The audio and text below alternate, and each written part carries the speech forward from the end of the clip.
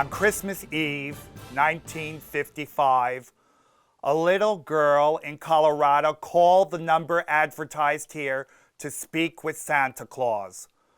The number, however, was accidentally misprinted, and the person she called was no Santa Claus. It was Colonel Harry Shoup, Director of Operations for the Continental Air Defense Command, or CONAD, a joint military control center responsible for coordinating U.S. air defenses. The phone Colonel Shoup answered was no regular phone. It was the red phone, like this one, a hotline reserved for the Pentagon. When it rang, Colonel Shoup had reason to believe a nuclear crisis was at hand. Anticipating the commanding voice of four-star General Earl E. Partridge, Shoup was stunned when he instead heard a tiny voice ask, "Are you really Santa Claus?" Realizing that a dramatic mix-up had occurred, the quick-thinking Shoup pretended to be Santa Claus rather than disappoint his young caller. And as more children called that night, Shoup and his staff delighted them with updates on Santa's progress around the globe, a tracking operation for which CONAD was uniquely qualified. And the rest is history. Every year after that fateful call, the Defense Agency tracked and reported Santa's journey on Christmas Eve. The tradition lived on even as CONAD became the North American Aerospace Defense Command, or NORAD, a joint operation with Canada. And today, NORAD Santa Tracking Operation is an annual event anticipated by millions around the world. I tell this story because the 1959 film you are about to see conveys the pervasive sense of urgency that characterized the Cold War era in which Colonel Shoup received that first Christmas Eve call. Entitled Seconds for Survival, the film discusses the rapid development of U.S. air defense systems after World War II and emphasizes the critical role played by communications. As you watch, imagine yourself in the good colonel's shoes. If that red phone had rung while you were on duty, would you have had the composure to play Colonel Santa, as Shoup became known? Here's Seconds for Survival.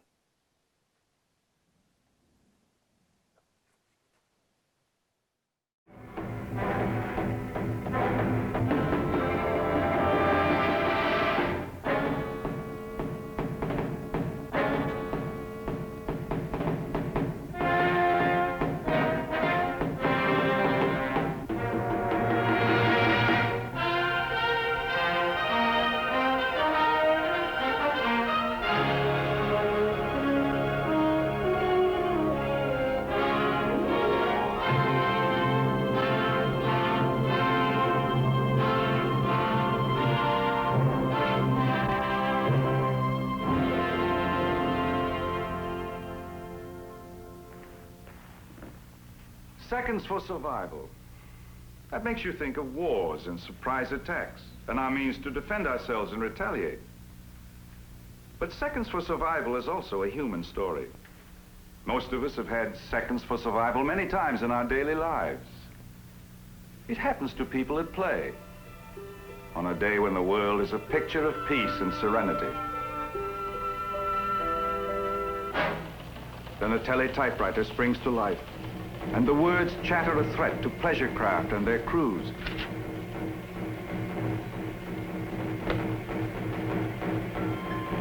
Storm coming up.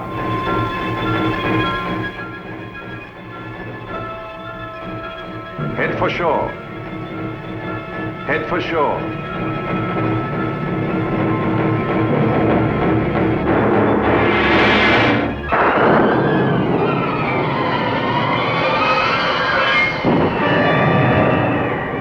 Thanks to quick warning and swift reaction to the danger, everyone is safe. People at work on a busy day. Ed Brown's been on the job for 20 years, never had one interruption in his daily routine.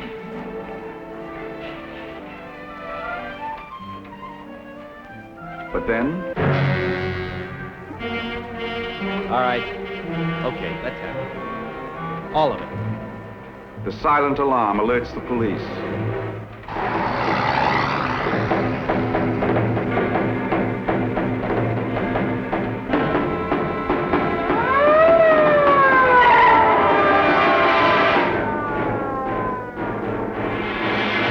Timely alert, quick reaction, and a dangerous man is caught in his tracks.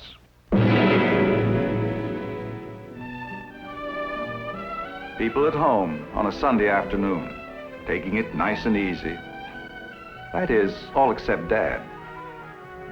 But Sunday's too nice a day to work. Wrap it up and join the family.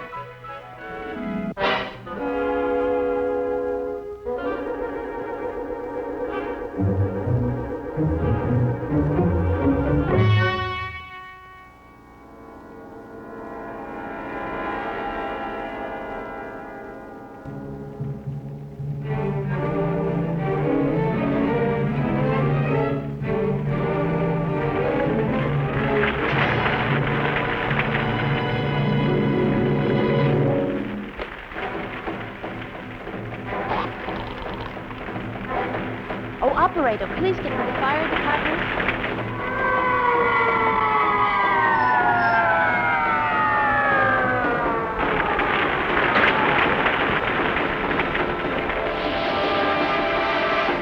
A serious fire is averted, again by prompt reaction.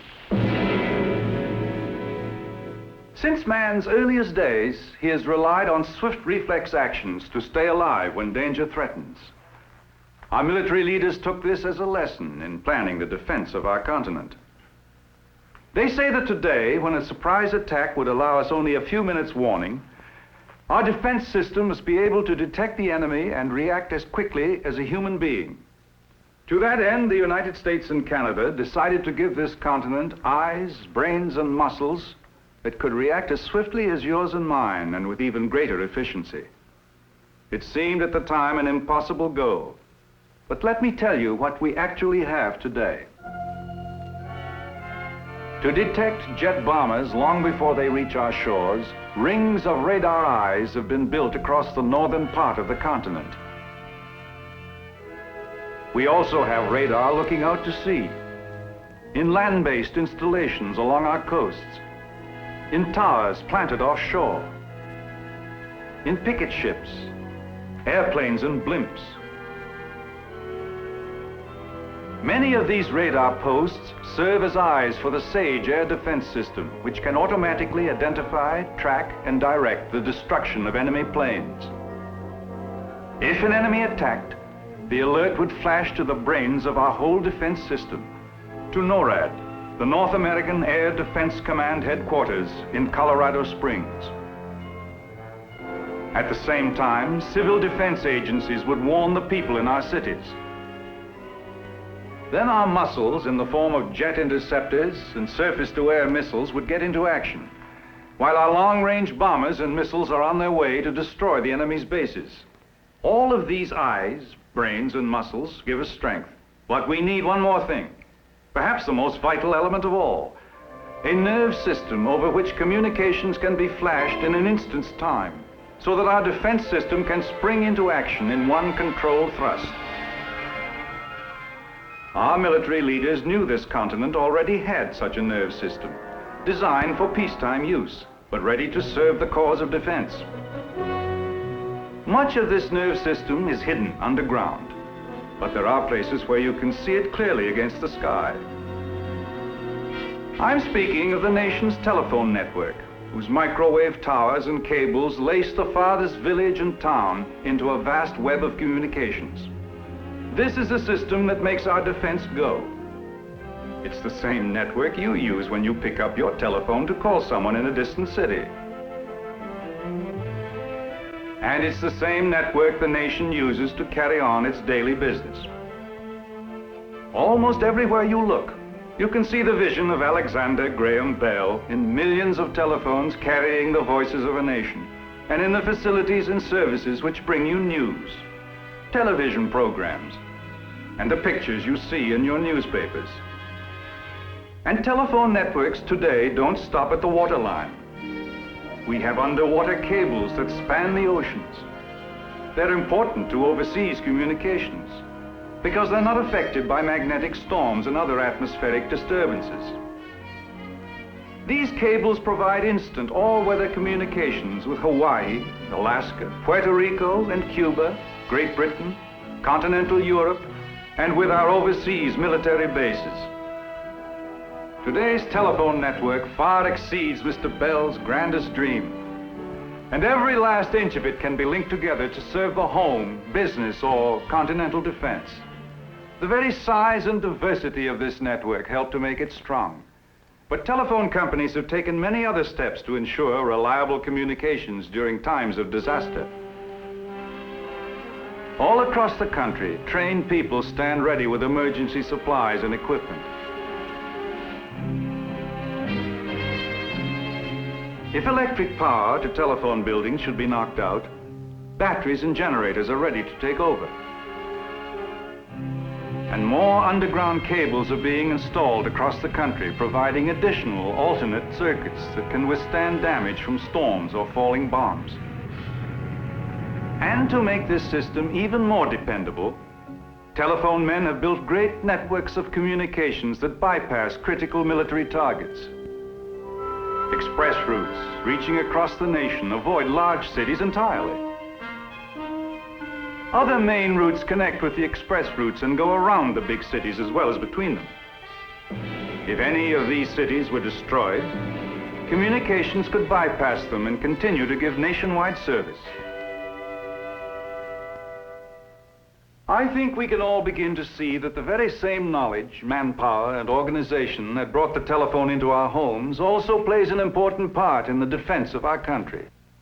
The Bell telephone companies, the research facilities of the Bell Laboratories, and the manufacturing and supply organization of Western Electric have all been called upon to help design and build the special communications, weapons systems, radars, and other facilities for our continental defense. To me, the building of this great defense system is one of the most dramatic stories I have ever heard. In 1953, recognizing the threat of surprise attack over the North Pole, the governments of the United States and Canada decided to construct the DEW line, the distant early warning line across the northern boundaries of Alaska, Canada, Greenland, and Iceland. Western Electric was assigned to supervise construction of this chain of radar stations in a land so remote that in some areas no human had ever walked before. From all over the country, telephone men journeyed to the far north as part of an organized team. Thousands of tons of equipment and provisions had to be brought into the frozen wilderness by plane, ship, and tractor train, any way you could get it there.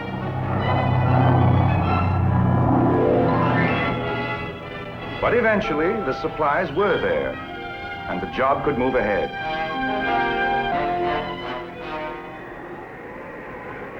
For the men who built the DEW line, it was a time of unbelievable hardships in bitter winds that blew across the Arctic wastes, in freezing cold, and through long months of lonely isolation. But despite blizzards and icy gales, the builders somehow persevered. And eventually, station by station, the DEW line became a reality. A living electronic system that can give us precious minutes of warning time if an air attack should come from the north. Today, from stations clinging to wild and remote cliffs, radar antennas probe deep into the skies above the top of the world. Vigilant sentinels that never close their eyes. Providing reliable communications in this wild North Country was quite a problem. In the land where many people had looked to the dog sled and the bush pilot for their only contact with civilization, telephone men used a new kind of transmission to construct not only the DEW line, but the Alaskan communication system, known as White Alice, and the silent land became electronically alive. Huge antennas designed by Bell scientists beam powerful microwaves over the horizon to be received and relayed by other antennas. Today, White Alice ties together our Alaskan military outposts and connects with the dew line to complete our communications network across the top of the continent. If enemy planes should try to fly in across our northern borders, the dew line antennas would spot them, and men on duty would observe their tracks on radar scopes. The information would flash to Norad. To me, Norad symbolizes the cooperation between the armed services of two countries. The United States Air Force, Army and Navy, and the Royal Canadian Air Force jointly operate this key headquarters. Norad is a busy place. Information flows in by wire and radio from many different radar detection posts. In addition to radar stations at strategic points along our coastlines, many others far out at sea give us extra minutes of warning time if attack should come from across the oceans.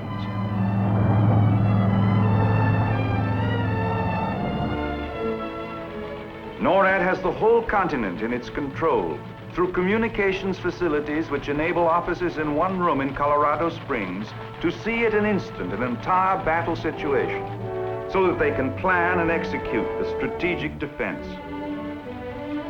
Wherever an aircraft moves anywhere across or near our continent, the chattering teletype machines will deliver the information to be instantly marked on the map. NORAD then coordinates the overall defense, passing information to combat centers throughout the country, while men inside the strange-looking concrete buildings of SAGE would control individual segments of the battle. SAGE combat centers can calculate the speed, altitude, and course of enemy planes and direct the defense in their area. Through communication circuits, they can send jet interceptors into the sky toward the enemy, bring them at supersonic speeds to the correct position for attack, and electronically fire their rockets for the kill. All this from a command position hundreds of miles away. Through special signals flowing over telephone lines, SAGE also directs the launching and flight of surface-to-air missiles to strike swiftly across the skies at speeding enemy planes.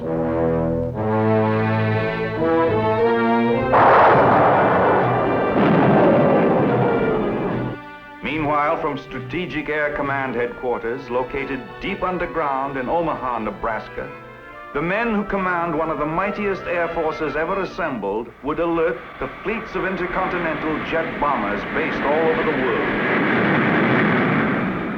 SAC crews are always ready to fly the big nuclear-armed bombers within minutes of a warning signal. Wherever these bases are, in Africa, Europe, or the Middle East, communications facilities tie them into a unified instrument of command. If our continent were attacked, this red telephone would be lifted from its cradle, and instantly, SAC bases and aircraft in flight all over the world would be alerted. And upon command from the White House, the United States would launch the greatest counterattack in history. From SAC headquarters, commands would also go to the control rooms of our newest long-range weapons, the ballistic missiles.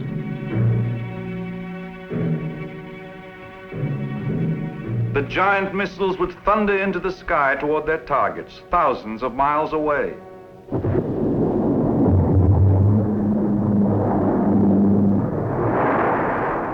An enemy who would dare attack us would feel the punishment of devastating retaliation from points all over the globe. And at home, communications would help protect us all through an extensive warning network operated right from NORAD headquarters. This communications network, known as the National Warning System, connects to 400 cities throughout the United States and is linked with Canada's civil defense system. Civil defense personnel at Norad would send the warning over this network. It would be fanned out further over state and local civil defense networks to alert the people across the country.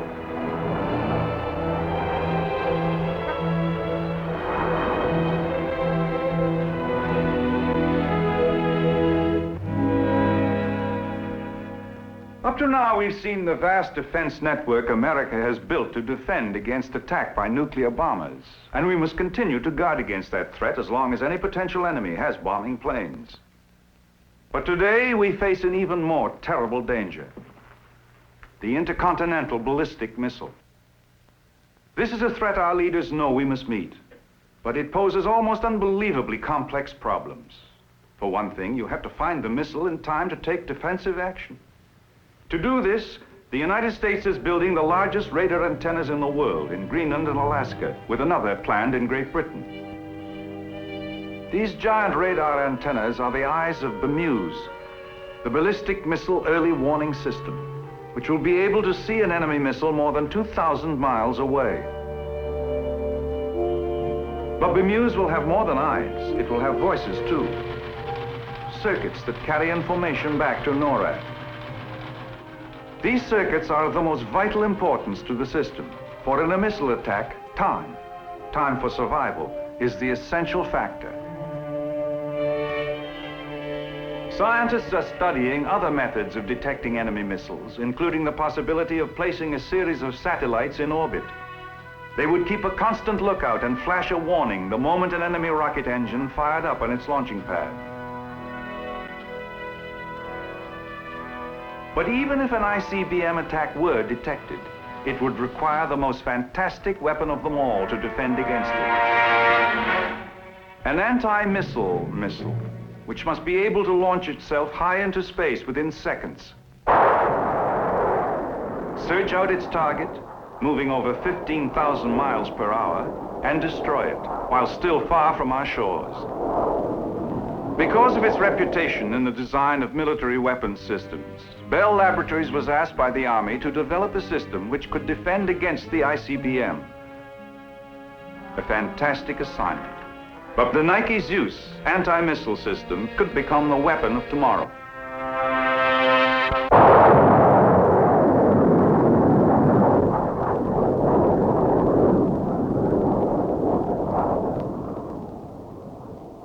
In almost all of its aspects, defense today is a venture into miracles.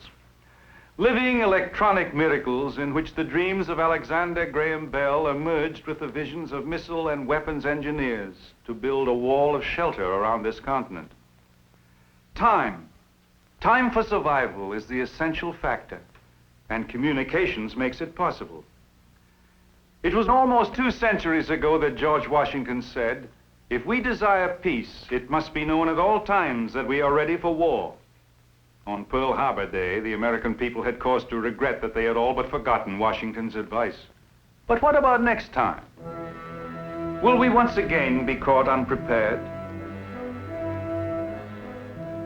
Will the seconds for survival tick away until time has run out for us all? Suppose the next time the enemy strikes with jet bombers from 3 sides. From the east, from the west, and from the north, and with ballistic missiles in one coordinated attack. How would we cope with it?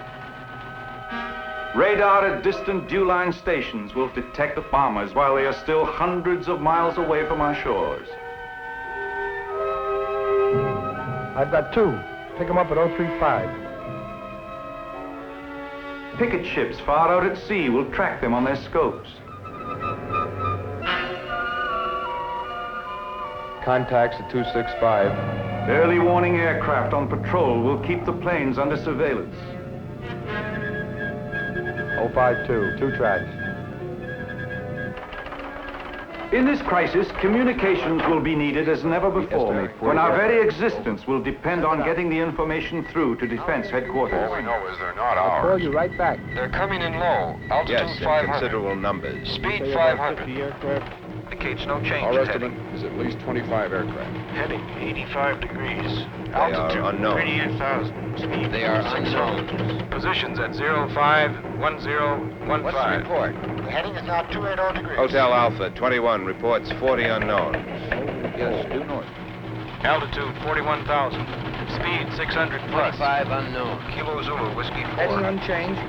278 degrees. No further word, you How say? much time have I got? Put me through to him, No will you? confirmation on Hotel Kilo 2, Lima, Whiskey Charlie, 4. Jigger 44. Roger, AD. We see. We can't be certain until then. Foxtrot, Golf 42. That's all we have on them. Seem to be I spreading. want to check on that georef right away. Checking several We'll reports. reclassify it the Nothing moment we have further in their Alpha report. 321.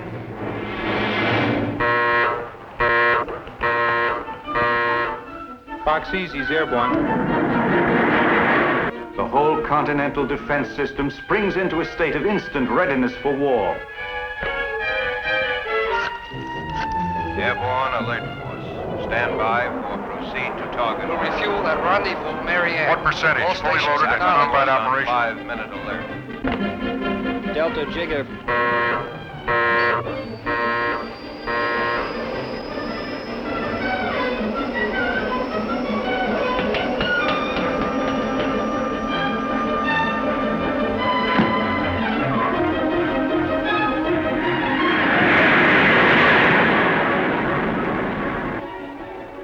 .30 interceptors airborne.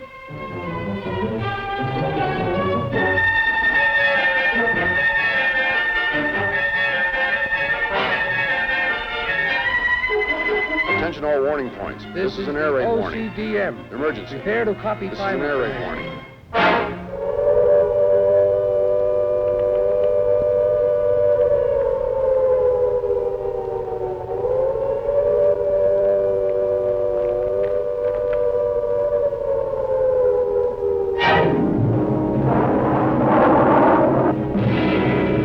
Bearing 265 degrees. Jigger, Charlie, November 31. We expect to close with them in 10 minutes.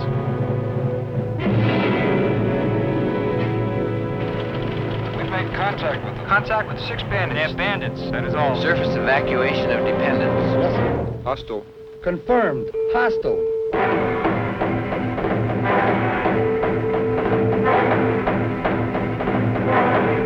Must be understood by all Stand crews. bases. No hits. Put through the conference call. Delta Jigger Echo Golf 54. Implement. Quick strike. Quick strike. On full alert and ready to We have launch. positive information they are hostile. Sir, your conference call is ready. Put him on, please. The White House. By order from the White House, you are authorized to The proceed. decision is made. We strike back.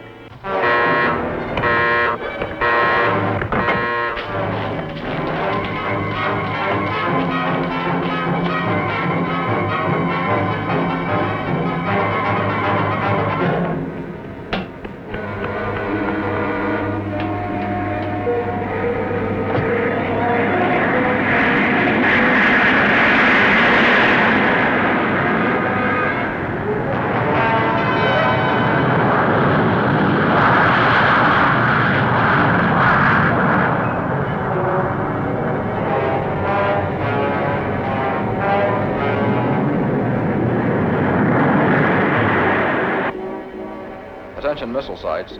Fire on designated targets. You may fire when ready.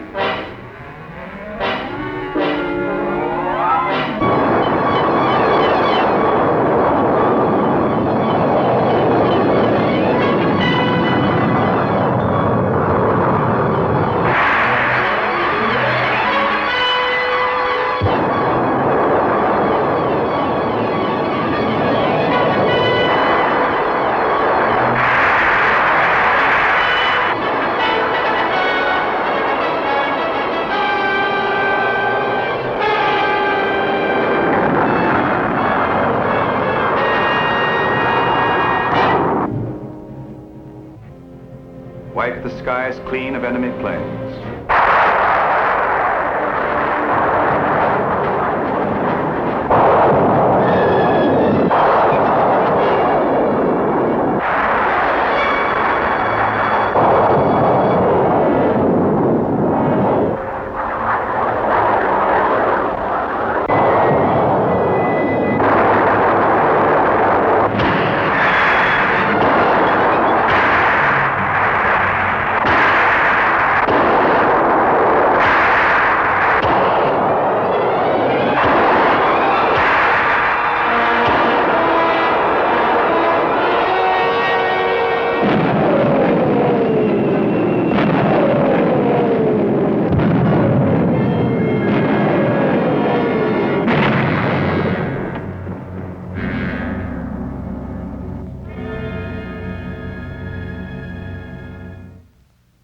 is strength such as this which our leaders hope will discourage an aggressor and help to bring lasting peace. But if peace is to come, it can be attained only through vigilance, through readiness. The men and women of your telephone company will continue to contribute in every way they can to the defense of our continent in an age when seconds can mean survival and strength can mean what we all pray for: peace.